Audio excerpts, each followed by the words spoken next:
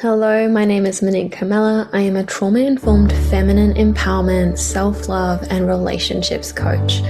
I created the Good Girl Unleashed podcast as a way to support you on your journey to liberating yourself from limiting beliefs, trauma, suppression, so that we can all come home and live authentically and unapologetically. I support my clients and my community with resolving trauma, releasing suppressed emotions in a safe, supportive way that allows them to reconnect to their authentic self and create a deeply fulfilling life and rich, nourishing relationships. I am so grateful that you're here. Let's dive into today's episode. Right, so welcome to the Good Girl Unleashed podcast. So I'm super excited to have you here, Kirsten. Kirsten and I connected actually on our breathwork training in 2019, I believe it was. Yeah. And then, I've just been following you along your journey, like staying connected through the the social media. The metaverse. The metaverse. And I really loved seeing like the human design stuff coming out and witnessing that journey. And then I found that human design found me. And it's become quite a big part of my world now. And so it's something that I incorporate into really all of my work and what I include in my coaching packages. And I wanted just to give our community a better understanding of what is human design, how can it benefit them, like how will this information really help them to live authentically, unapologetically, and in alignment. I found for me personally, it's been life-changing to understand not only my design, but my partner's design.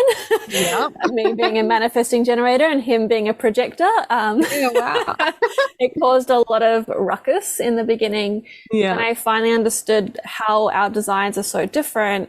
I was more able to have understanding and compassion and become less triggered by him operating in his way. It also gave him a lot of understanding of why I am the way I am, especially being emotional authority. He is a splenic. So he's like, why are you going into this? Why are you feeling this way? So I'm excited for this conversation and just to really shine that light and give some more of this information to others. I feel like it'll be really powerful. And I think like there's so many things I wanted to share, even of what you've just said is like, one, what a great name for a podcast. Firstly, it's like that, if that could sum up my journey and also what human design gave me, I think that's it in a sentence. But also like, I love what you were talking about, how it helped you understand yourself, but then your partner, because I think what human design really gives us is it gives us a love of ourselves and an appreciation of ourselves. And then we have a love of others, and then we have a love of humanity. And I think it really just helps us understand and appreciate the variety and why people are the way that they are. And then we stop trying to change ourselves and we stop trying to change other people, and we can really appreciate how we all work together. And I think that is ultimately, the true benefit of human design on like a grander scale. Yeah, I feel like that's exactly what like human design has felt like for me. It feels like the permission to be yourself, because we can be so busy judging ourselves, comparing ourselves, trying to change ourselves, and then wondering why other people aren't changing or aren't different. And it can cause a lot of disharmony and unnecessary suffering, really. Whereas I feel like human design really gives us that opportunity to come home, to love ourselves, to accept ourselves, but also to love and accept others, which just creates a really beautiful world. Totally. So I'll hand over to you. I'd love if you want to just introduce yourself, how you kind of came into human design. We'll go from there. Beautiful. So my name's Kirsten Morrison. I am an empowerment coach and also a human design mentor. And basically I work with women who are, predominantly entrepreneurs. I help them understand exactly who they came here to be in that really unique and authentic way, and understand and amplify their soul gifts so that they can confidently pursue their purpose. And human design, as you said, found me. And I think that's really what it does. It kind of stalks you until you give in and you're like, okay, what is this? I need to know more about it. But basically, how I really came into human design was in 2018. I actually first pulled up my chart for a workshop that I was attending that they wanted to know one of the specific elements in the design. And I pulled it up and I saw this really complicated diagram on the screen, and I just thought, whatever that is, and just threw it in the too hard basket. And then in 2020, I actually made the transition between juggling my business and my part-time job. And obviously, basically left there in February and went straight into a pandemic. And the shift in my business was huge because what I had planned as my safety net to transition from having secure employment to being fully self-employed was all in person, because at that time, breath work was the primary part of my business, and I did in-person sessions. I had in-person workshops lined up. I had in-person breakfast events lined up, and very little of my business was actually online at that time. So coming into full-time employment and then having all of the safety net that I had built in my mind taken away from me, and I really had not 100% certainty in how to do entrepreneurship. It's very different to go from having a secure income and doing something else on the side and everything else kind of being a bonus to being fully self-reliant. That jump in itself is huge, but to then do that in a world that quickly changed in front of our eyes was huge. And I was looking to my friends who were more established than me and who already had such great online businesses to understand, like, okay, what do I do? Because the world's like pivot. And I'm like, hang on, I don't even know how to entrepreneur yet. I can't pivot because I don't know what I'm doing. Like, slow down. And so I was looking to everyone around me saying, what do I do? Like, what would you recommend? Because I needed to come up with answers quick. But I didn't realize at the time that all of the people around me were not manifestors, which is my human design. And so I was asking for permission, which is kryptonite for a manifestor. That's absolutely going to create a repellent in our energy anyway. But I was asking for permission from generators and projectors on how they best work. And so I was doing everything they were telling me, everything they were doing to the letter, but it wasn't working for me. And so a few months later, I'm still not getting any traction in my business by making this pivot online. I really have no idea what I'm doing, and nothing that I'm doing is working. And I was really starting to get very angry, which is the manifestor, not self. And so I was at this point where I was like, I actually don't know if I can make this work. Like, maybe this just is not for me. And maybe I'm going to have to go back and get another job. And around that time, human design had started to pop up everywhere in my feed. And I just was seeing it, being mentioned here, there, and everywhere. And I thought, you know what, before I throw in the towel, I'm just going to get a reading. Like, maybe there's going to be some answers in there for me. Maybe I'm going to find something out about myself that will help me here. And I got a reading, and it was honestly the most life-changing thing for me, because it was this wave after wave after wave of permission of who I was, that I had always known deep down in there somewhere was how I operated best. But I had always convinced myself that that wasn't right, because I was looking at how everybody else was doing it. And in my world, I didn't have any manifestors around me. So everyone I was looking at was a projector, a generator, or a manifesting generator. And so I was convincing myself that my way was incorrect. And so I wasn't actually honoring how my energy type is here to exchange energy and exchange gifts with the world. So of course I was getting no attraction at that time. And this reading just gave me this full affirmation of like, okay, great. This is why nothing has worked before, is because you actually haven't been doing it in your way. So I left that reading feeling really empowered, and I started to put what I had learned in the reading in place and started to shift my energy. And so rather than coming from, trying to pretend to be a generator or a projector, and really in that, I was in this very permission-based energy where I was showing up like, hey, like, what do you guys want to learn from me? If I were to do this, would you be interested? How would you like this delivered? And that's not what a manifest is here to do. A manifestor is an initiator. So as soon as I stopped seeking permission and started informing, which is my strategy, my audience, like, hey, this is what we're doing. This is what I'm creating. This is why it's going to be great. And I shifted the tone of my expression. All of the results that I had been trying so desperately to get in my business arrived the next month. And then I started to notice, like, wow, this actually works. Like, this, what I learned on this reading is so correct. And like, my community could feel that shift in me. People were starting to relate to me more.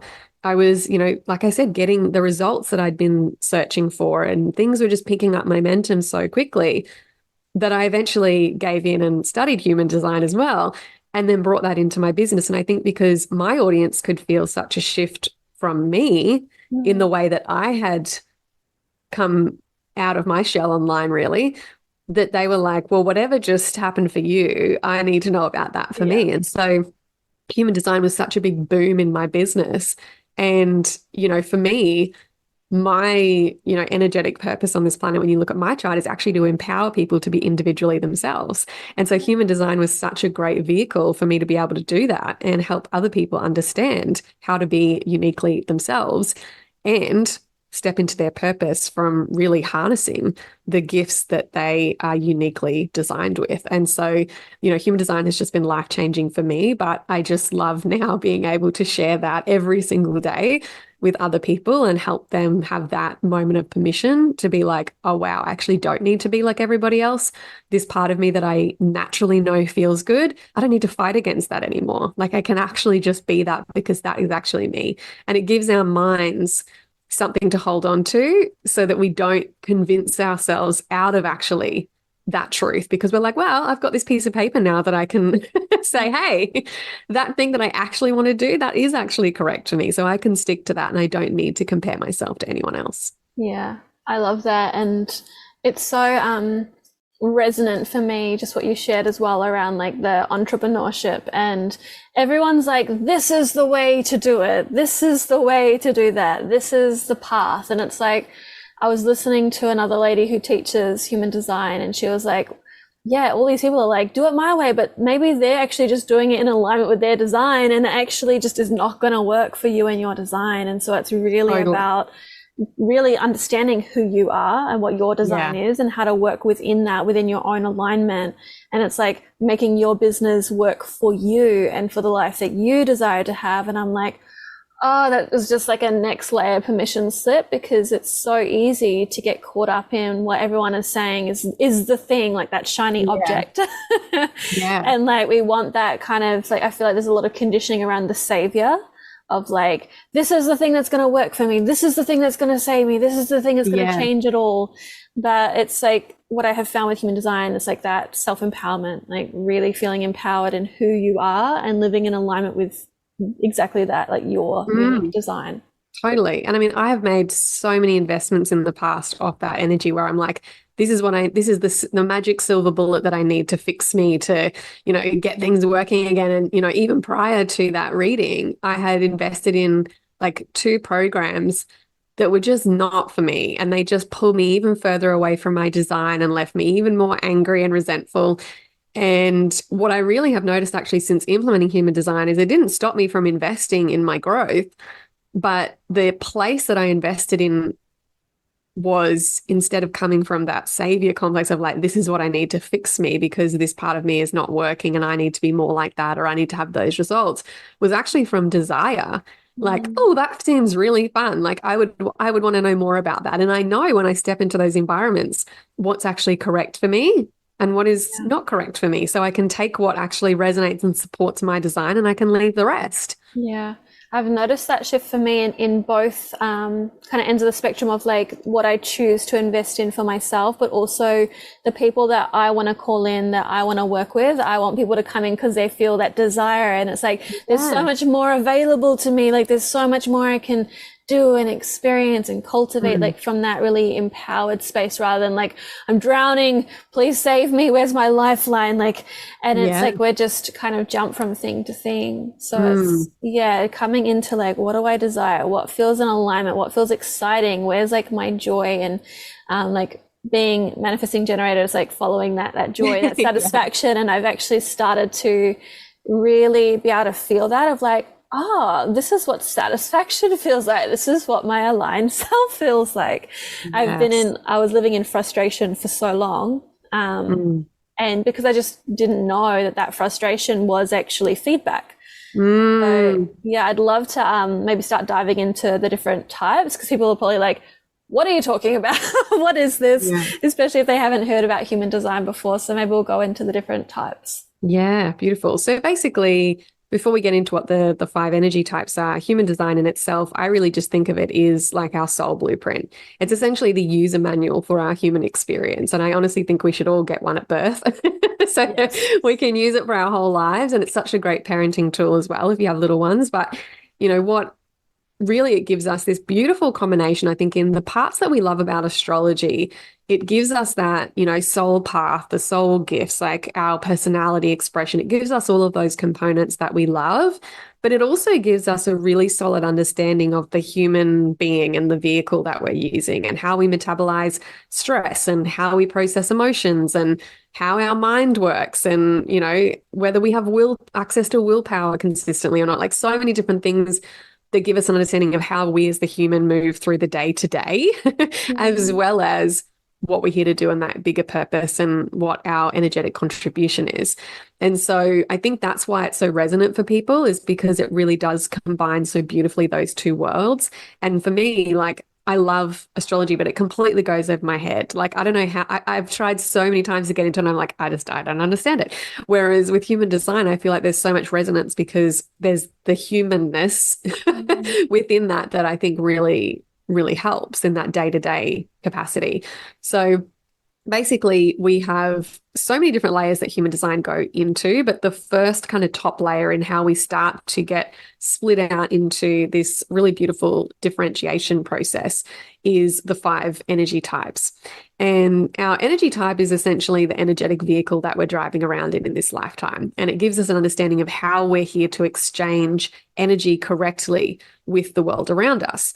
And within that, we have what you were talking about, that frustration versus satisfaction. We've got a not self and a signature to kind of give us these guideposts of whether we're using our energetic, you know, gifts correctly and whether we're actually stepping into our energy type correctly, and we're then moving with alignment and we're moving with flow and we're moving in our stream in the world, or whether we're moving against it and we're not working with our energy. And like you said, it is feedback. So basically our energy types is, we start with the manifestor, and that's my energy type. And so the manifestors are what I call the spark. They're essentially the initiators, and they're really catalysts for action in the environment around them. We have what's known as a closed and repelling aura, and our aura actually moves outwards into the environment around us. So we actually move any resistance out of our path. So once we get our eyes locked in on what we want to do, a goal, a vision, a dream, we essentially start moving in that direction with a pretty, you know, ferocious speed. And we want to get there like really fast. And our energy actually moves outwards. And I kind of think of us like an asteroid hitting the earth. Like, we really come in with these big energetic, what's called surges, and we kind of make this impact. And then we actually go into these periods, these deep periods of rest.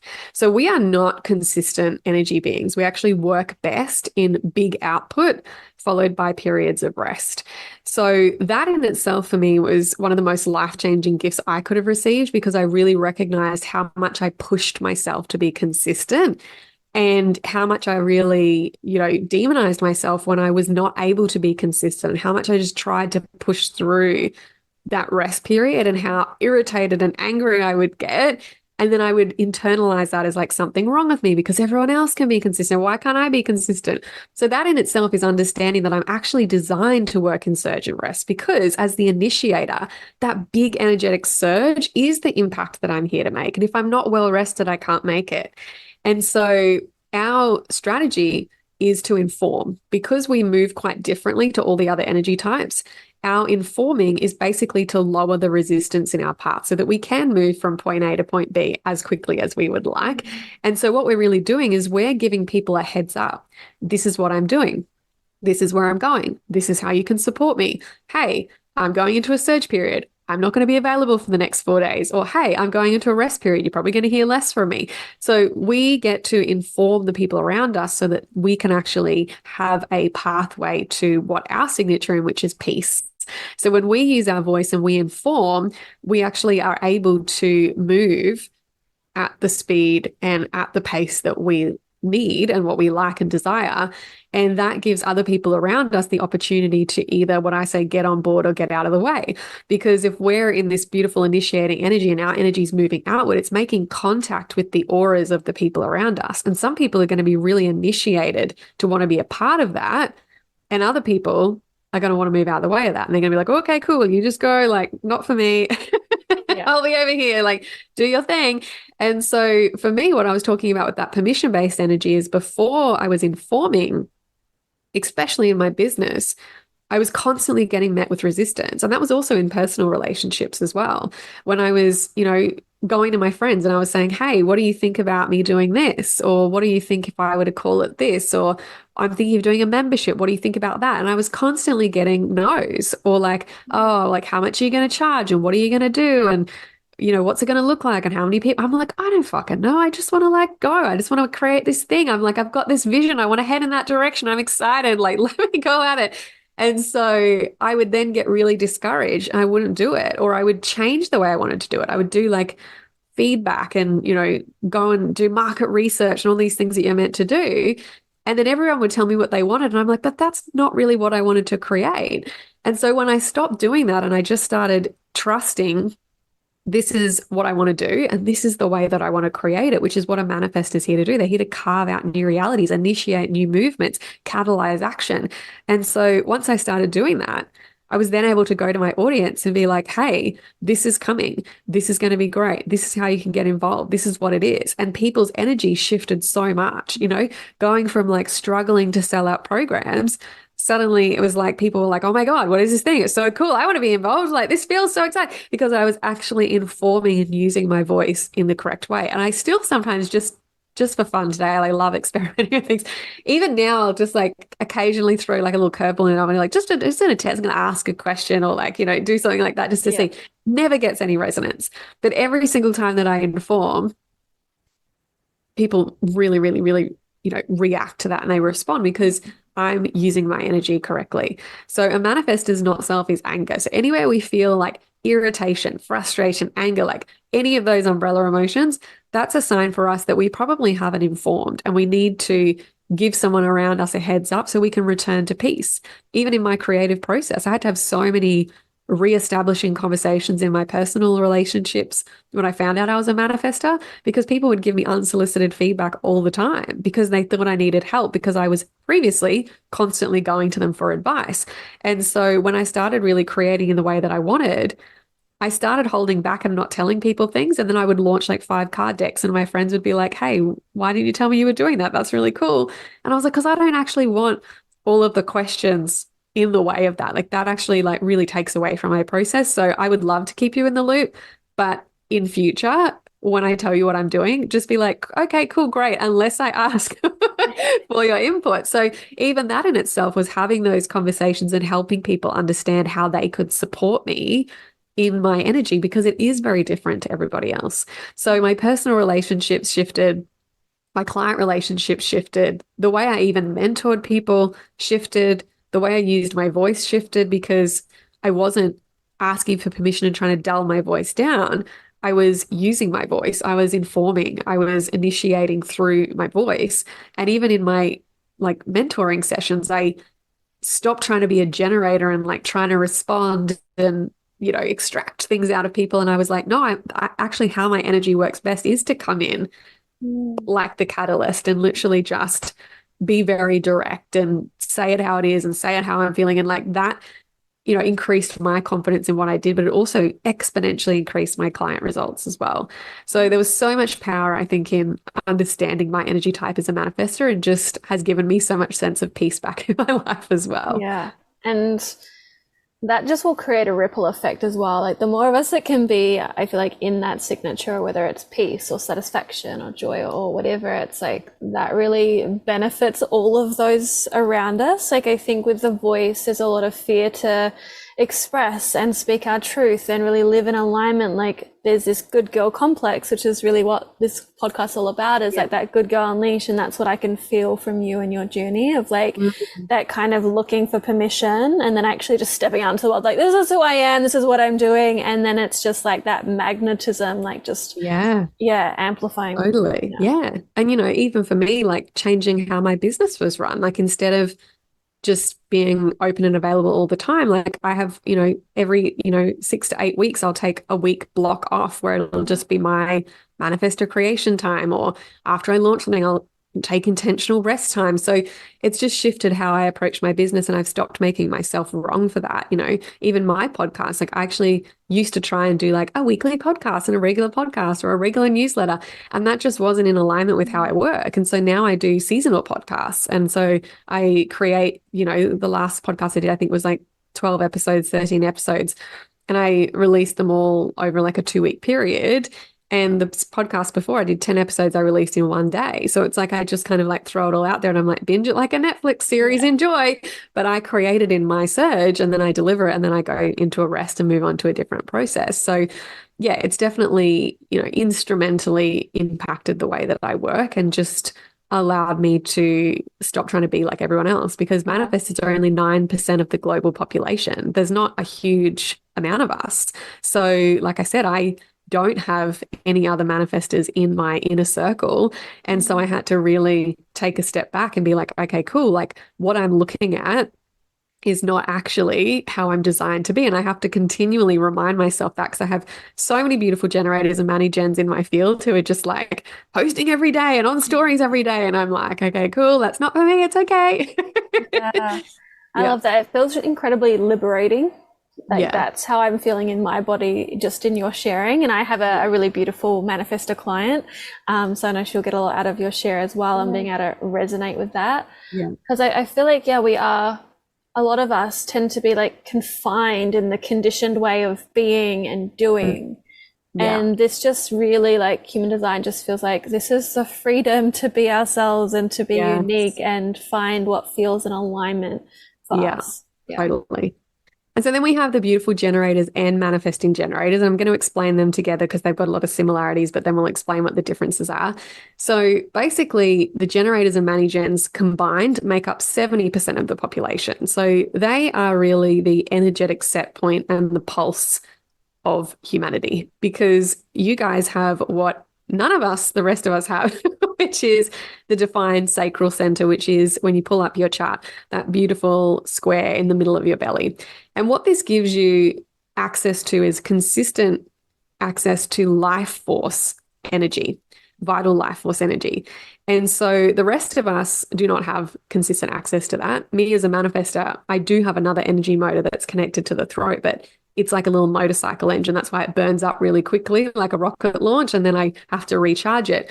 But the sacral is this beautiful, it's the biggest energy motor in the human design system. However, there's a lot of misinformation out there that you guys are these energizer bunnies and you can just hit the 24-hour reset and just go and go and go and go. You can, when you're doing what you love. And that really in itself is exactly what the generator and manifesting generator are here to do. You are here to live a life of your signature, which is satisfaction, which means that that energy motor in the middle of your belly, you get the full capacity of that when you're applying your energy to something that is satisfying. Because when you're doing what you enjoy and when you're applying your energy to things that are satisfying, that motor starts to become self-generating. This is why you guys are the generator, because it starts to build that energy up in your body. And you'll notice when you're doing what you love, it's like you have endless amount of energy for it. It's like, oh my God, I could just keep going. Like, this is so cool. I just want to keep running. This is amazing. And it's like, it builds up in your body, that excitement, that enthusiasm. And then it actually spills out into your body, your aura, which is open and attracting. So I always say that the generator and manifesting generator, or it's like throwing a big energetic hug out into the environment around you, and you're essentially like drawing us in, because we feel that as well. We can feel that excitement, that satisfaction, that enthusiasm, and we want to be a part of that. And that's what your energy is really conveying. It's like, hey guys, this is so exciting. Like, get in here with me and enjoy it. And so when you're doing what you love, it's not only benefiting you because it's actually physically restorative and regenerative for you, but it also is how you best make your impact. So we actually get so much benefit because you're bringing that life force energy, that creative energy to the environment that you're stepping into. And we all get this amazing contact type that, like, we benefit from you bringing your energy and your satisfaction to that. And on the flip side, when you're not doing what you love, that's what leads to frustration because your sacral is actually expending energy that it doesn't really have. And so this is why you have your strategy to respond, because your body is always giving you clues of what will lead to satisfaction, what will lead to frustration. The excitement, the little seed of curiosity, the leaning in, the like, oh yeah, this feels like good. I'd like to know more about that. That like little feeling of like, whoa, yeah, this is fun. That is the path that's going to lead to satisfaction because your sacral is giving you the green light. It's saying, hey, yeah, we have energy for this. We want to apply our life force energy to this. Like our precious, vital life force energy. We want to give it to this task. Let's go in this direction. Great satisfaction. The things that feel like, ugh, if I have to, I guess, sure, I'll do that. Yeah, ugh, like boring, but cool. I'll do it for you. Like all of that sense of like that, yeah, that sinking feeling, or that like literally like an ugh, okay, or the leaning back. You might notice your body kind of flops a little bit. That's the sacral saying red light. Like, do not pass go. We do not want to apply our vital life force energy to this thing. And when you say, well, it's a good opportunity, or I feel bad, I should probably just do that anyway, or this is what I should do, or this is what I'm good at, even though I don't really like it. This is what pays the bills. Like all those things, frustration, because it's actually draining your life force energy. And I want to give you an analogy. It's like if you're driving down the freeway and you've got a full tank of fuel, you're going to get to your destination. It's going to be great. But if you are overriding that sacral no, it's basically like puncturing a hole in that fuel tank and driving down the freeway anyway. Like you're not going to get very far and it's going to cause a lot of damage to the car. Yep. So it really is so important. And I think of this so often. It's like, this is why I'm so passionate helping generators and manifesting generators as well, because you guys are 70% of the population. Could you even imagine the frequency shift on the planet if 70% of the people on the planet were doing what they loved? Like, the energy would be so contagious. However, how many people do you look around you see are frustrated with what they do, with how they live their life, with themselves? A lot. So that is such a huge set point in society. And it's also not the generator or manifesting generator's fault. It's how society is set up. But this is why I love human design, because it empowers us to start to make those changes, because every single generator that gets activated in their satisfaction and starts moving in that direction is helping that shift on the planet. So it's so important to understand that. So that response is like listening to your body. It's constantly giving you signals of where to go. And that in itself is also the first point for the generator and manifesting generators to rebuild that trust and connection with their body, which is huge because a lot of the times we lose that connection and we're constantly up in our head. So developing that body connection. And if you're in a job or in a career or in a relationship or whatever that's frustrating right now, what I would say is apply your energy to something that is satisfying that's outside of that for right now. Like give yourself an opportunity to seek satisfaction where you can. If the job isn't it for right now, but you can't go anywhere else and that's kind of where it is, or there's something about the job that might change, or, there's just a situation where it's like, okay, I can't get out of this right now. Go take an art class, like read a book, paint, write in your journal, go to a dance class, like do whatever you need to do to get that satisfaction somewhere else. Because the more that you open yourself up to satisfaction, the more attracting your energy becomes, and you're going to pull in new opportunities. You're going to pull in new experiences. You're going to pull in new energy that you can then take and apply it in other areas of your life. And it's going to open up new doors for you. So put yourself in a position to give yourself the opportunity to experience satisfaction, and also to open up new doors to respond to as well. So the way that the generator and manifesting generator works slightly differently is the generator doesn't have a direct line of energy to the throat. So the way that typically generators operate, and obviously there's so many different things that happen in our design, so I'm speaking very generally, but the way that I kind of see the generators are like the woodpecker. They typically find something that they find satisfying and they become in mastery of that because they're like, yeah, okay, I'm just going to keep going and apply my energy to this. Whereas the manifesting generator, because they actually do have the defined sacral, but they've also got the energy connected to the throat, this is where they kind of have a little bit of a hybrid of the manifestor in them, even though they've got the same strategy, not self-signature as the generator. They do have this kind of push-pull energy in them where they can be the marathon runner like the generator, but they can also then occasionally once they respond, they can put their foot on the gas and, go into, overdrive like the manifestor. And what this kind of gives them the energy of is I kind of think of them as the hummingbird, because quite often what will happen for the Mani-gens is they're most often multi-passionate. So rather than being in mastery, they kind of do this beautiful dance like a hummingbird, going over here, dabbling in a little bit of this. Okay, I've got what I need from there. Okay, I'm going to explore this. Okay, I've got what I need from there. Okay, cool. I'm going to gather this from this. And they start to pull all of those little threads of all of the things that they pick up and collect on the way together, and they actually are here to inject innovation and freshness into the collective. So generators often bring this really beautiful mastery, and Mani-gens often bring this very complex innovation that they weave in through all of their multi-passionate fields that they've dabbled in before. So often for the Mani-gens, there's a lot of permission there to be like, oh, it's okay that I actually want to juggle multiple balls at once. And honestly, whenever I, talk to my Mani-gens, like they've got so many things on the go and they're not even overwhelmed at all. They're just like, this is so great. Like I couldn't even take one thing away if I wanted to, because it's just all amazing.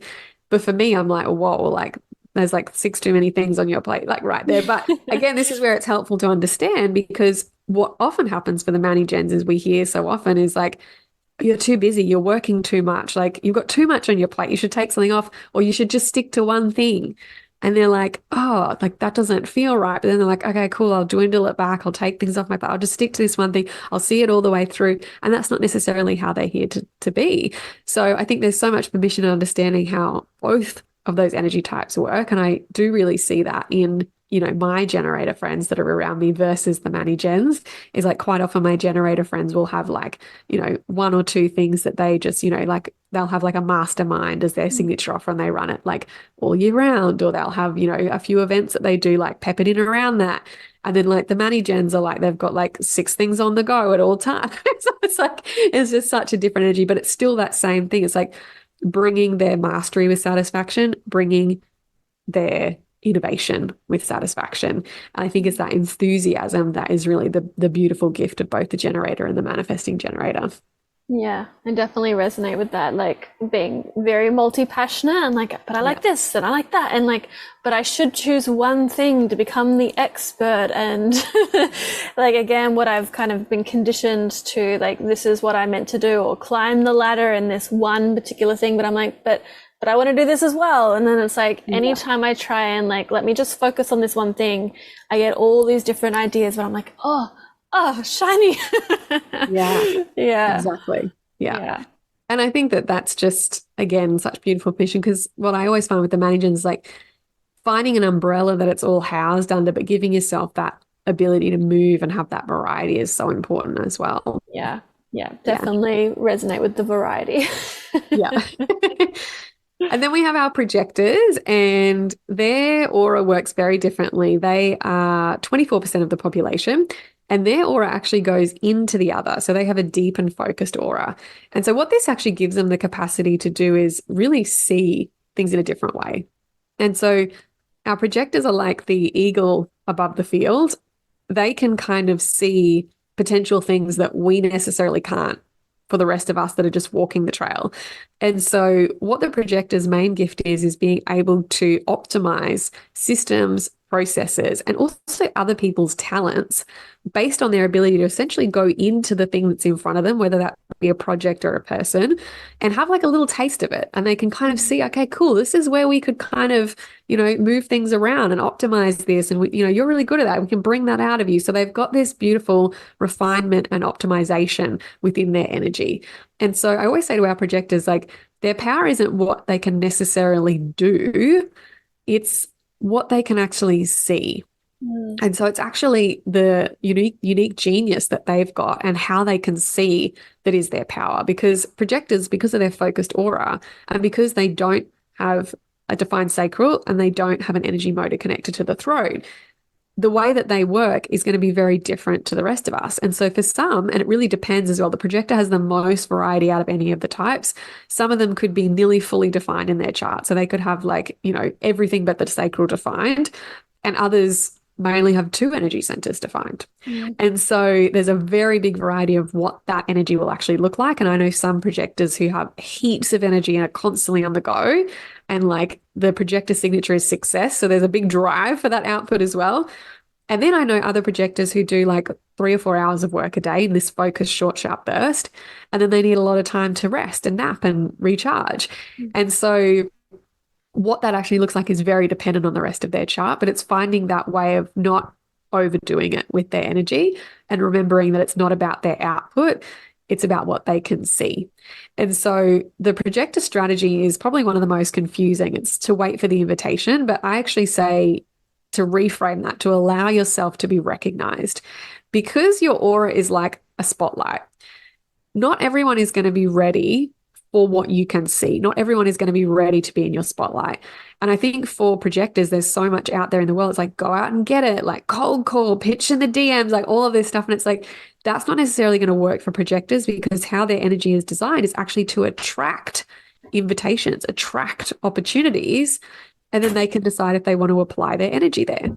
And so what that looks like is, for a projector, it's like really owning the seat of their value, their gift, and what they can see, and allowing people to step into their spotlight, allowing people the opportunity to say, hey, you're really great at this. Would you like to take this role? Hey, you're really great at this. Would you like to come on my podcast? Hey, I love what you do. How can I work with you? And for a projector to receive those invitations, visibility in the correct places is key. And so the more that they are visible in their genius, in their gifts, the more opportunities they will open up the doors for people to come and recognize them and work with them. And so there's a lot of confusion around the projector of like, okay, well, does that mean I have to wait for people to say, okay, I would love for you to do this, I want to program? No, like you can initiate anything in your own world, but it's about how you attract people into that. So say, for example, if you were a coach online and you had a new offer, it's like putting it out there and basically saying like, this is how I can help you as the guide. That's what the projector is the guide. This is how I can guide you. This is my expertise. This is how you can work with me. If you want to, this is how you can step in. And so it's just this really beautiful shift. Whereas the manifest is very much like, here's the link, get in, get out, like we're going anyway. Like it's just a different energy, but it's similar. But basically the projector is really about allowing themselves to be recognized, because their not self is bitterness. So anywhere that they, maybe try and, pitch themselves or push themselves into an opportunity or try and prove their value or try and get people to recognize them, that's where the bitterness will creep in. The feeling of success, which is really just contentment as well, will come when they are recognized for their talents, for their genius. So I always say to a projector, what are the type of invitations you want to attract? Are you actually visible in your skill set to attract them? Are you visible in the correct places as well? And an example of this is I follow a projector online, and she realized last year that she was pouring so much energy into Instagram, but actually her ideal client was on LinkedIn. And so she shifted her energy and started putting her expertise into LinkedIn. And then the invitations started rolling in like crazy. So it's also like, are you visible in the correct places? And then also, how do you want to be invited into those opportunities? Because it's really important for a projector as well to actually receive recognition in a way that values them as the individual. So like, say, for example, you were a projector and I was inviting you on my podcast. If I said, hey, I'm doing a series and I need a projector, would you come on? Like, that probably wouldn't feel very good, because you're like, well, cool, I'm just coming because I'm a projector. Like I do other things too. So, having that opportunity to come in and be like, hey, I love what you do in the world. I love that you work with women in this specific way. I love the way that you say that. I think it'd be great and valuable for our audience. Would you come and share your expertise with us? That's going to feel better. So every invitation is not going to be a yes. So it's also noting where you actually feel valued, because again, your perspective is as valuable as liquid gold. That's your mantra. So own that perspective, own that value, own that it is gold, and give the gold to the people that actually recognize your genius and want to be in exchange with you. Because let me tell you, we need projectors. Like, if I had a projector like that, I could have eyes on my life all the time, I'd love it. Like, I just think that it's so cool. Like, I'm like, yeah, quite often I will, if I do go to people for advice as a manifestor, I'm always like, just so curious. I'm like, let me like do your little projector thing. Like, tell me what you see. I'm like, I want to know. I'm like always so curious. I'm like, just tell me. I'm like, don't need an invitation. So I'm like, Always so interested. So I just think that there is so much value in that. And that's, I think, the biggest step for the projector is really like honoring and recognizing themselves first so that other people can recognize them too. Mhm. Yeah, it's so fascinating because, like I shared earlier, my partner's a projector, but I feel so like stubborn and resistant to receiving his guidance. Oh yeah, I don't think I'd be as open in a romantic partnership, but Yeah. I'm just like my girlfriends. I'm like, yeah, tell me what do you Yeah. see, girl? Like, I definitely noticed that difference. I've got a friend that's a projector, and I'm like, oh, what's your insights? And I'm probably more receptive to receiving her insights yeah, over like, yeah, in the partnership, it's a little bit harder. But I definitely notice like, depending on other elements that are going on, I am more able to be receptive of like, oh, I can see that now. yeah. But it's really fascinating because I'll get like an insight or a download or something drops in. I'm like, oh my God, I just had this like massive like light bulb moment. He's like, He's like, but oh, I I could told you that a year ago. And I'm I like, know. And that's what I always say to projectors. It's so hard for that invitation, right? Because it's like you're probably looking at everyone every day just being like, oh, I could have told you that. I could have saved you a lot of trouble there if you only had have asked. But it's like, but also, you know, like you said, like he told you a year ago and you probably rejected it. And he was probably a little bit bitter about that at the time. yeah, But it's like when you were actually then open and receptive to being in the spotlight, then you're like, oh, okay, cool. Well, now you can tell me because I'm actually yeah, open. And that's going to feel so much better in the exchange for you both because there's a clean line of fuel between you. You're recognizing yeah, him and what he can see, and you're also open to it. So there has to be that both. Because if we think about how the aura works, like the aura is literally going into the other. So it's like, like think about it, like sometimes, like, you know, those interrogation moves where they like put a flashlight up into people's eyes. It's kind of like that. If you're not ready for that flashlight in your eyes, you're going to be like, ah, get out of my face. yeah. It's So, intense. you know, you've got to be ready Yeah. for it. It can feel quite penetrative sometimes. Like It is. yeah, exactly. It's like When it's I've being under a magnifying glass. I'm yeah. always like, I went to a friend's house once and there was 3 projectors and me, and I was like, oh my God, I've got nowhere to hide. Like, Yeah, it's and like, that's how it feels yeah, actually. Now that you say that, it's like, yeah, feeling like you're seen all the yeah, time, and it's yeah, it's quite a vulnerable space. I remember being I went to Byron Bay to present at a festival, and I was staying with 2 projectors, my partner and my friend projector, and I'm like, I feel so vulnerable right now. Like I feel like you're both just looking at me, and I feel so much judgment, and I know it wasn't coming from a place of judgment, yeah, but I was like, I just can't hide. This is yeah, like so confronting. But I yeah, loved what you shared as well around like the permission to say no. And yeah, that's a big thing that I work with my clients and students is like, how do we really come into self-honoring of honoring our yes and honoring our no? But like no tends to be a little bit harder for us to, as like the yeah, conditioned good girl. And that permission to be like, have that invitation and be like, you know what, that's actually not for me. Or even like with the generators and the many gens of like, mm, oh, actually this is like I'm getting that signal, that feedback that's leading mm, toward frustration, or like this is not a yes for me. And yeah, that's another permission slip. Like your totally. no is Yeah. actually really valuable, and it's actually Mm. of great benefit to not only ourselves but those around us. Absolutely. And like all of the energy types have a challenge coming into that no initially. You know, manifestors are so conditioned to say yes and be people pleasers because we get so much rejection and resistance in our early life that we kind of give up initiating and we just people please because we want approval. And generators and managens, you guys get rewarded so much in your early years for your hard work, for your output, what you do well, that may not necessarily be what you love, but people recognize that you could work hard at it. And so then you start people pleasing and overriding the sacral no and actually saying yes to things that drain your energy. And our projectors say yes to invitations because they're worried they won't get another one, even though it might actually be Yeah. a no. And then our last little energy type, this is a beautiful segue, is our reflectors, who are like rare Pokemons in the wild, magic cosmic unicorns, because they're only 1% of the entire population. And so it's quite rare to come across a reflector. And I was absolutely blown away and so excited the other couple of months ago when I went to a party and there was 2 of them there. It's like, let me interrogate both of you right now.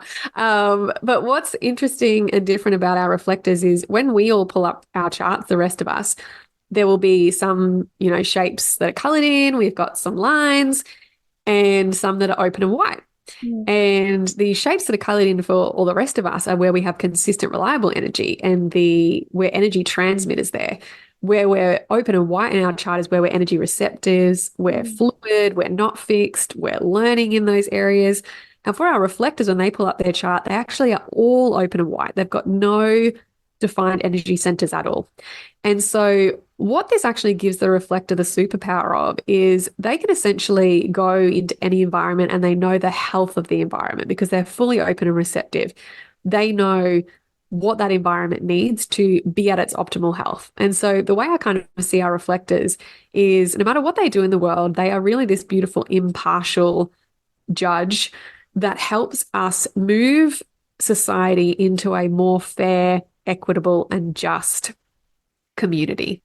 And reflectors' true position is really at the center of community because we need them as that kind of focal point to tell us what's working, how we can make it more fair. I kind of think of them as like the cosmic HR department. It's like they know like what's going to be the best for the people, like what's going to be best for sustainability, what's going to be best for the whole.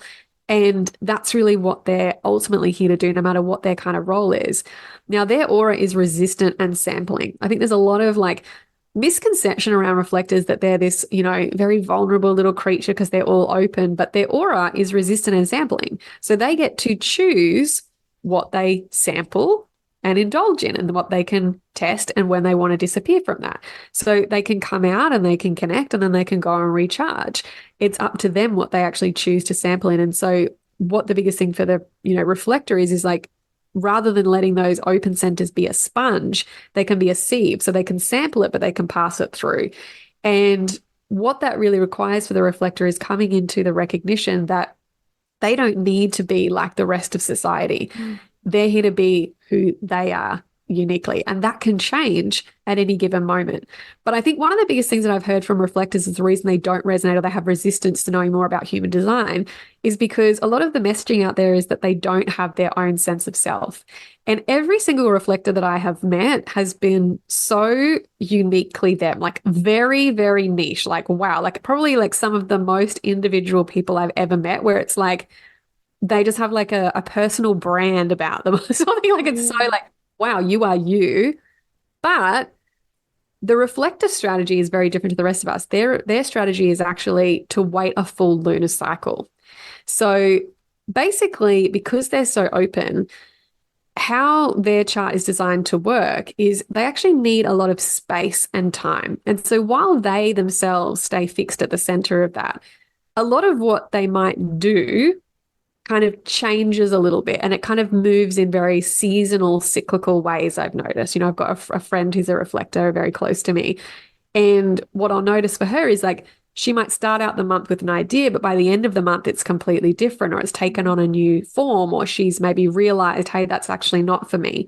And how we can kind of think of this is because of how the energy transits around the entire human design chart. Basically, it has the opportunity for the moon to filter through each one of the gates in the human design system, and it gives them a unique perspective. So they get more clarity as time goes on. And so what that looks like is if if you had a beautiful geode like sitting on your coffee table and you were like, I walked in, you're like, hey, can you help me move this? And I could just see it, when I first walked in and it was flat and it was shiny and sparkly. I was like, yeah, cool, I can help you with that. And then we get up to the table, we come around the other side. And it's like, whoa, actually, that's a lot more dense than I thought. It's bigger, it's sharp. Okay, it's really dirty. Okay, like, oh, I actually don't know if I can lift this. But I didn't know until I got around there.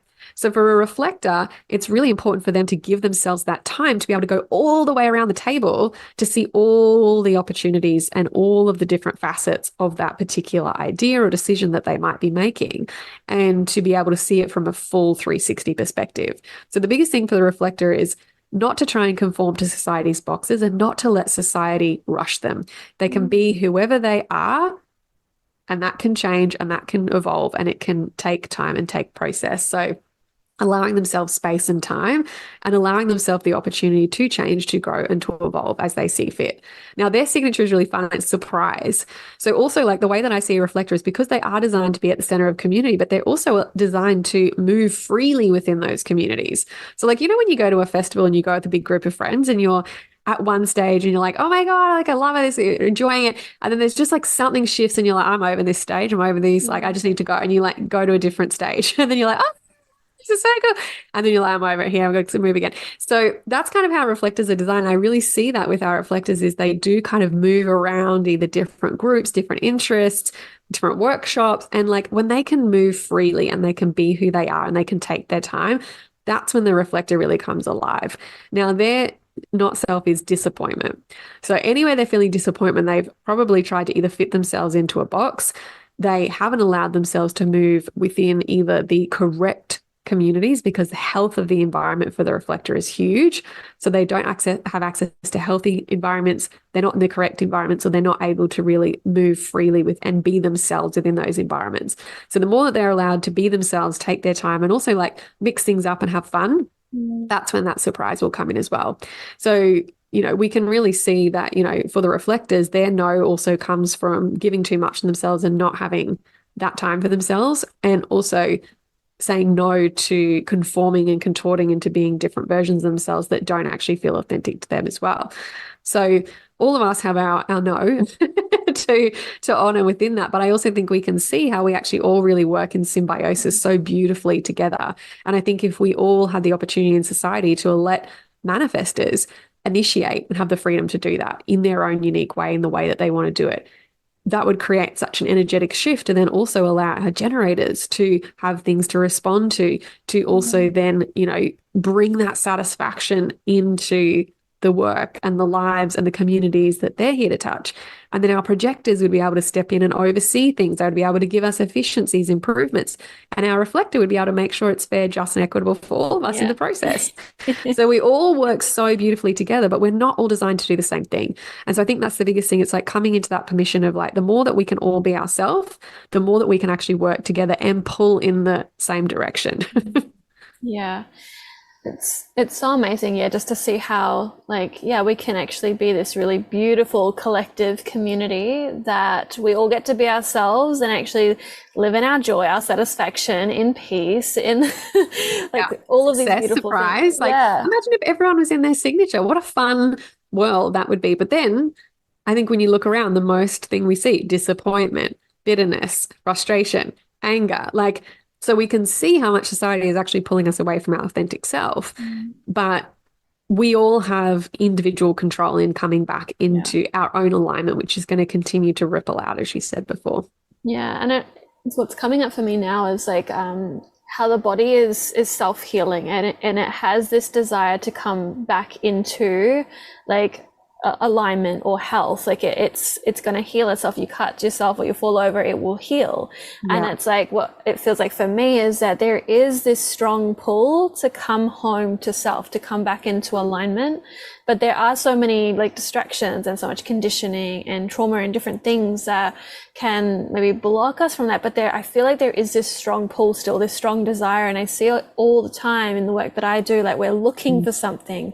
We're on that path, and we get those moments of satisfaction or that kind of signature coming through that is giving us the feedback. But now it's bringing more of this into the world. And one of the reasons I really wanted to bring you on to share this is to really show us and the community that this is possible, and this is how we can start to tell when we're out of alignment, and what can kind of signal to us oh, this is actually more in alignment. Let me take a few more steps in that direction. Because sometimes it's there's a lot of talk around the healing journey and being authentic self and all of that. And it's but how do I do it? And so I feel like this is so empowering and enlightening, and it gives us a starting point. It's quite magical. And I'm curious if you've got a little bit of time just to explore a little bit about the emotional authority. So there's lots of different authorities, or there's a few. But for myself, I'm an emotional authority. You're an emotional authority as well. And I believe it's around the 50% of the population. And I find even if you're not an emotional authority, we all experience emotion, and it can get really intense sometimes. And there was something you shared in one of your trainings that I watched a little while ago around how when you're in your emotional wave, it can feel like you're getting dunked. And I often get the picture in my mind of I'm just catching a breath before this another wave comes over my head and dunks me under. And you mentioned like there was this way to actually become the surfer of that wave. Mm. And that's what actually comes up for me now when I'm in the wave. I'm like, think of the surfer. How can I surf this? How can I like, and I've been really, I've made it such a priority to slow down, like being manifesting generator and emotional authority. I know how important it is to just slow down and not go into my kind of impulsive, like wanting to make a decision. But if you wanted to share a little bit about that. Yeah, beautiful.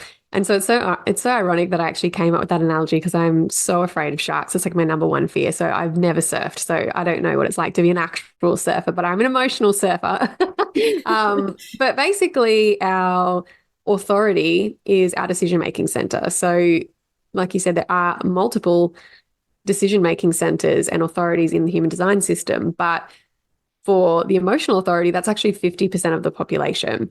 So 50% of the population, like we were talking about before, when you pull up your chart, that would mean that it was colored in and defined. So 50% of the population are emotional transmitters and 50% are undefined. So they're actually emotional receptors.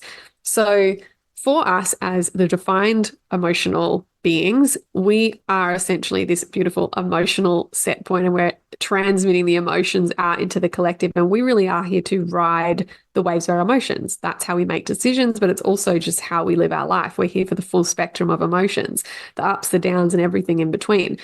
And prior to understanding that I was an emotional authority, firstly, I had no trust in my decision-making process because I was always trying to put pressure on myself to make a quick decision because I thought I'd either miss out on the opportunity. I thought people were waiting on me. And I just thought that's what you were supposed to do. I thought you were supposed to be a decisive person.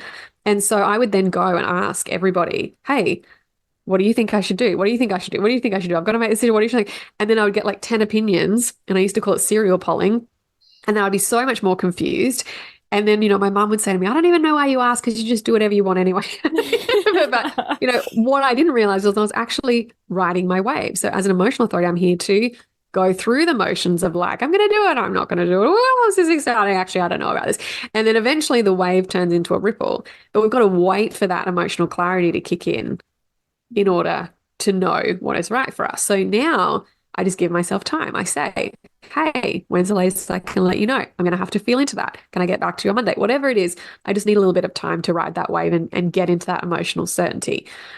But as for the actual emotions that accompany that, I also have the channel of emoting coming off my solar plexus. So it's like on steroids, the emotional process. But basically, the reason I came up with this analogy is because we are riding a wave. But prior to knowing I was this emotional being, an emotional authority, I had this channel of emoting. For me, I would constantly, like we said, get dunked. I'd get tangled up in the waves of my emotions. And I would really take it very personally because I'd be like, oh my God, why am I feeling like this again? Why am I in this low point again? Why am I confused again? Why don't I know what I'm doing yet? And I would really make it mean something about me.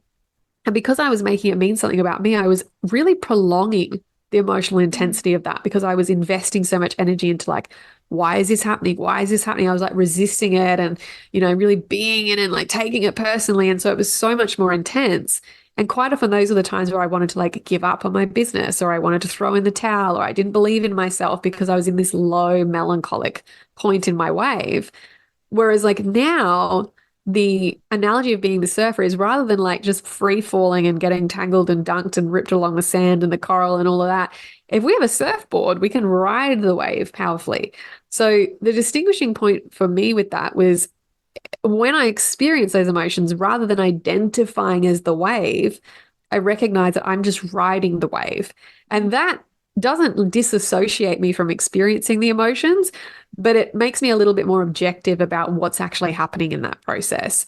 So I know for me personally, especially with how I'm designed, that low point in my emotional cycle is often what's actually leading to clarity. It's often what's leading to the next big idea that I have. And so now I can I've tracked my emotional wave long enough that I'm like, okay, cool, I'm just in this part of the cycle. And I know these are the things that typically help me at this point in my cycle. I'm like, okay, I need to lay on the floor. I need to do breath work. I need some baths. I need some alone time. I need to go for a walk. I need to listen to this music. So I know what I need to support myself in that moment. So rather than being like, why am I feeling this way? I'm like, okay, great. Like, we're here again.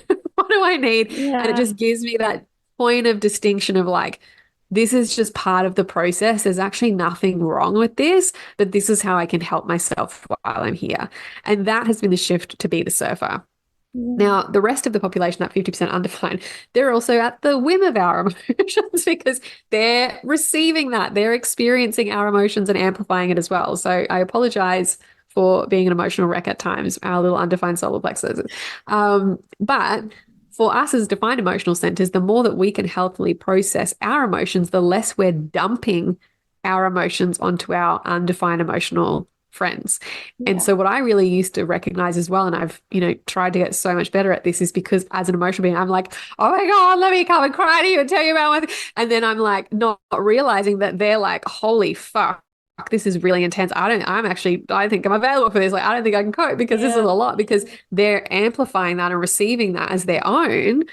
And so now I'm also cautious of like, okay, sometimes I will go and I'll be like, do you have capacity to like, I will like, be a little bit different in how I approach it, or I might just not bring it to them at all. I'll go and have my own process because I'm like, you know what? I don't need to bring them into that today. Like, so it's just like recognizing as well that like that I can have other outlets for how I process my emotions healthily that then doesn't impact my undefined emotional friends. Mm. And also, what that does as well is we're also then getting into a more healthy practice that then allows our undefined emotional friends to also have more freedom to actually connect with and experience their emotions, recognize what emotions are not theirs to experience and which ones they can also release as not theirs to process, and have conversations around, okay, I actually don't have capacity for this today. I'm going to remove myself. Like, if you need anything, I'll be over here, sort of thing. So we can all learn so much about whether we're defined or undefined. And it's actually really important that we do so, because our solar plexus is one of 3 awareness centers.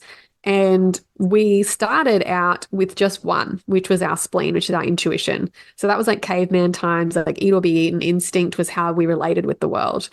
Then we developed our ajna, which is our mental processing awareness center. And that's when we started to industrialize things. We became very logical. We started developing like things like psychology, like different things, how we were relating to the world in a very mental, logical way. And then we finally became 9 center energy beings, which is where we then developed our solar plexus. And our solar plexus is emotional awareness and consciousness. And so we are now in the final few years of embodying this. So by 2027, we will actually be using our solar plexus as our primary point to relating. And I'm sure if any of you have online businesses or you're just in the online space at all, you've probably noticed there's even been a shift in what people are resonating, like psychological selling, psychological, like this is how you should live. These are like not resonating as much because we're almost at the tipping point in embracing emotional resonance and connection and consciousness as our primary point of relating.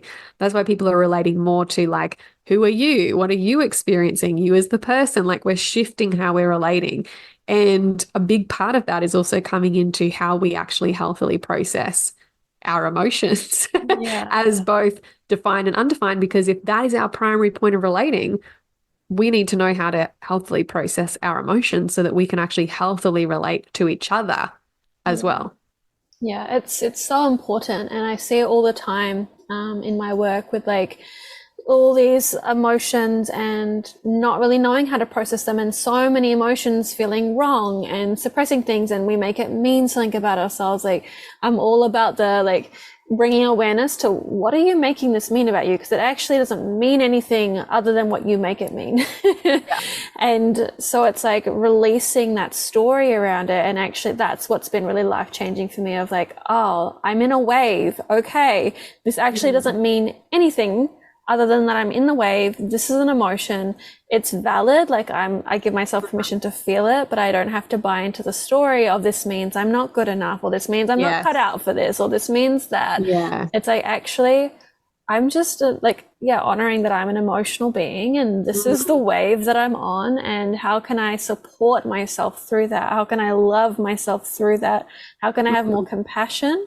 And that's what I've found has helped me to move through that wave so much faster and smoother. It's because I'm not fighting it. I'm not like trying to fight the wave and like just drowning myself. It's like being in a current, right? It's like, you know, you're not meant to swim against the current because you'll expend all your energy. It's the same thing. We go with the current. And Yeah. yeah, for our, undefined emotional beings, there's, the not self of that center is avoiding confrontation and truth and avoiding the emotional discomfort. So for them, their process is actually learning to connect with their emotions and be comfortable with their emotions and express their emotions and not avoid them, but also recognize what is actually their emotions and what they're actually receiving from somebody else as Yeah. well. So, say for example, I had a client the other day that was talking about how, her partner's emotional defined and she's undefined.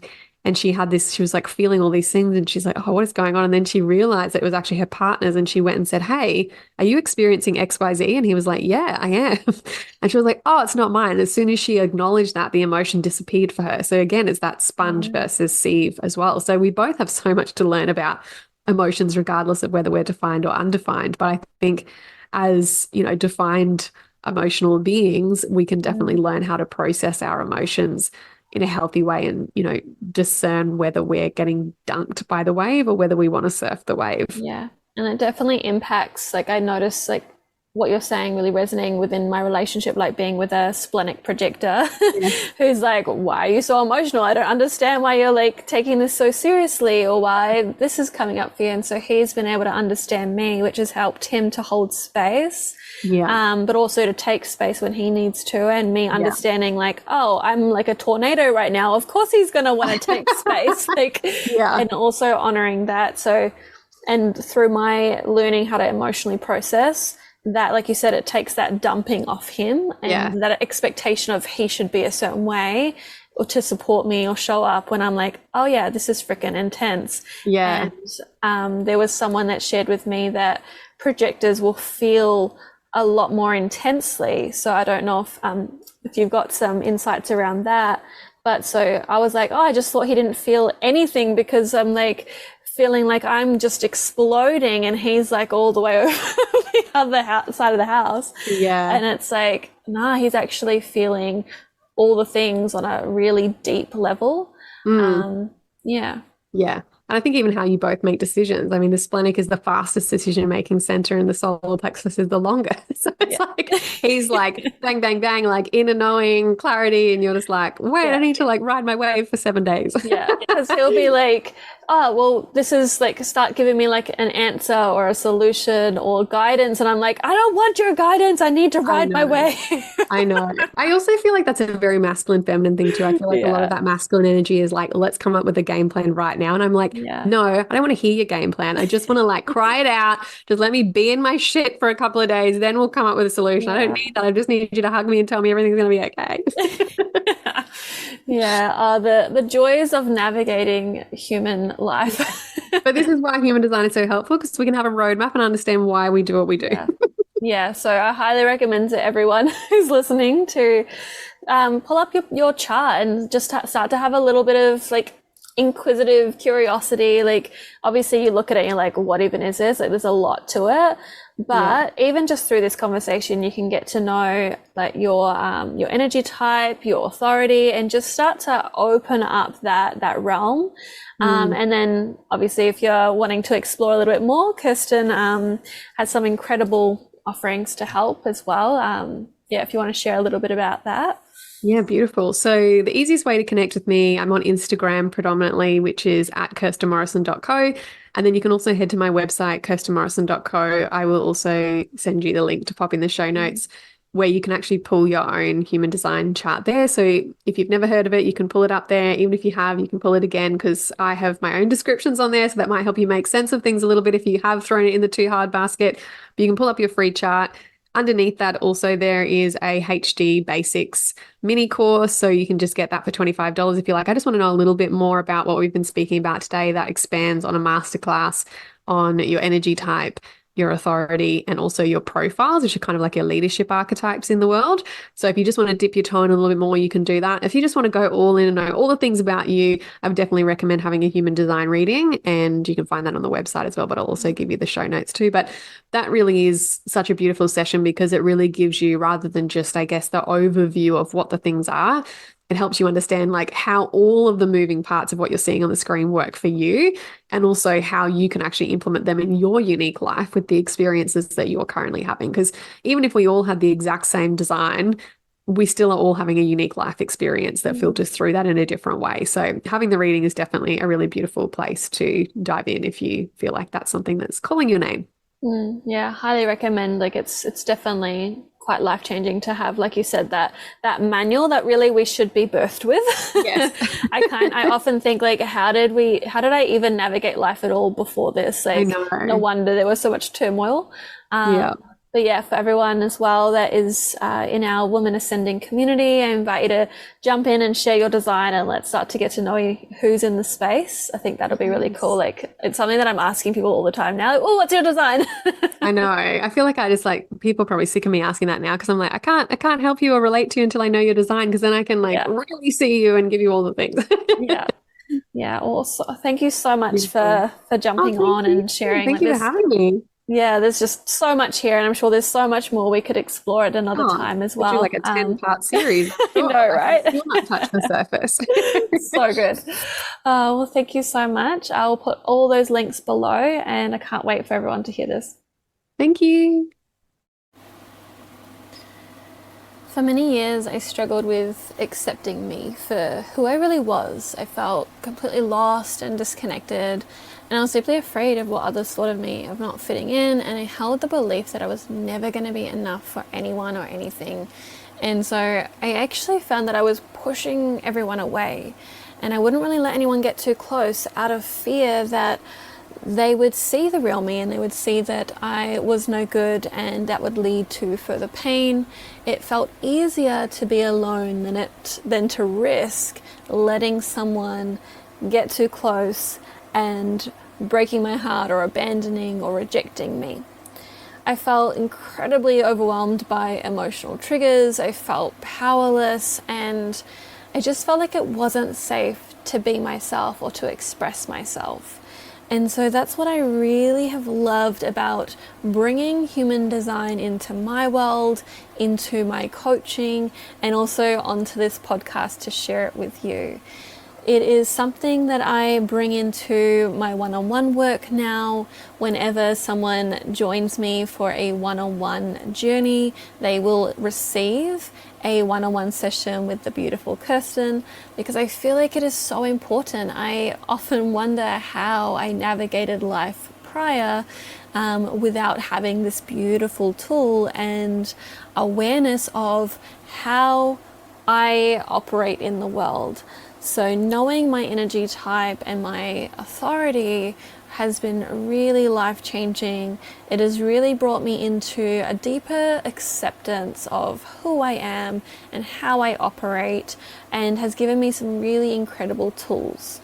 So what I do for my clients is to support them in being their authentic self, in feeling confident to be themselves, to express themselves in all areas of life. There is so much suppression around our expression, so much fear around speaking our truth, speaking our desires, asking for what we need, setting boundaries, having conversations. And there's this deep fear that if I express myself, if I set a boundary, if I ask for what I need, maybe those needs won't get met, those boundaries won't be honored, maybe I'll get abandoned or rejected, or I'll lose love, acceptance, or belonging. And so there's so much fear that holds us back from being in our fullest expression, from being our full selves, and that really dulls us. It dulls our light, it dulls our experience, and we find ourselves just getting through the day. We often find ourselves stressed out, or like we were speaking about in this episode around like the not self themes of disappointment, frustration, bitterness, anger and jealousy, or whatever it is. Like we're kind of getting stuck in those not self themes or in those negative emotions. And there's nothing wrong with emotion. It's not the emotion that's bad. The emotion is feedback, and it is sharing with you when there is something out of alignment, something that maybe you're not honoring within yourself, and it is guiding you back into alignment if you allow it. And it's not about not feeling these things, but learning how to be in harmony with your emotions, how to express them, how to receive the messages that they have for you so that you can move through them and come back to balance, come back to harmony, come back to ease, and feel really in your joy, be in your pleasure, live the life that you truly desire to live, which is so possible. But when we have this conditioning and these core beliefs and these ways that we think that we have to live, or these relationships that we feel like we have to stay in for whatever reason, we are doing not only a disservice to ourselves, but to the world, to those around us. When you step into your confidence, to your fullness, into your authenticity, and live in alignment, you are becoming the walking permission slip that really supports others to do the same. So what I'm here to do is support you to come home, to embrace your authenticity, to express yourself with confidence, with ease, with sass, with feeling like empowered to be in your expression, excited to express yourself, excited to have these beautiful conversations that will actually lead to deeper connections for you and those in your life. This is what I desire for you, to live life on your terms, to be your authentic self, to express yourself fully. You deserve to live a magnificent human experience. And we will go on a journey together where we will start to uncover what is blocking you from living the life that you desire, from having the relationships you want. Maybe you're feeling stuck in different patterns, like, oh, this keeps happening, or this keeps coming up, or I thought I dealt with this. We're going to get to the core of what is going on for you and start to transform it. I'm not about getting rid of anything. We're not here to like, oh, this isn't serving me, I'm just going to get rid of it. I'm all about embracing and loving all parts of you, because often these things that we might consider as self-sabotage or coping mechanisms, they're ways of protection. And so what we want to do is we want to transform and update these protective mechanisms. We want to transform negative energy into positive energy and allow that energy to nourish your being, to nourish your mind, body, and soul. We're not here to get rid of it. We're here to embrace it. We're here to integrate it. We're here to come back into wholeness, authenticity, and live a freaking epic, magnificent, magical life while we're here in this realm, in this human experience. And so when we do if you join me for a one-on-one journey, you will actually get a human design with Kirsten included in that, which is going to be really, really powerful. What I aim to do is give you tools for life. It's not just about doing a program with me or a journey with me. I want to set you up for success, and I want to give you the tools that you can utilize for life to thrive in all areas of your life. So if you want to explore more about working together, I'll pop the link below for my website, but you can also book in a complimentary discovery call where we'll actually explore where you are, where you desire to be, and how to get there. And this is a call where we just get to connect and just to see what's happening, see what might be blocking you, and I can give you some guidance that will support you on the journey. And then if it feels aligned, we'll explore some different options that we can delve deeper together. That might be an online program or one-on-one coaching, or I might even have an in-person experience coming up that might resonate for you. But the way to discover what is going to be the best route for you to take, depending on what you're currently navigating and what you desire, is to jump on a call and let's have that conversation just to see what's possible. What do you desire? How do you want to get there? How fast do you want to get there? And let's take those steps together. I'm so excited for you for this journey. I'd love to hear your feedback, what resonated for you in this episode. It's always a joy to hear from you. And if you have questions, please share them. I would love to support you even more deeply and get those questions answered. Jump into our Facebook community, the Woman Ascending community. I'll pop the link below. and share with us what your human design is. Once you do your chart, share what design you are. What is your authority? Let's get to know each other on that level. All right, have a beautiful day. I'm sending you so much love. Thank you for being here. Thank you for being you. Thank you so much for listening to the Good Girl Unleashed podcast. If you are loving this content, go ahead and subscribe to be notified of upcoming episodes. Please leave a 5-star review to help me get these powerful teachings and practices to those who need it. If you would like to submit a question or would like to know more about how we can work together, send me an email to info@moniquecarmela.com. So much love to you, beautiful human. Until next time.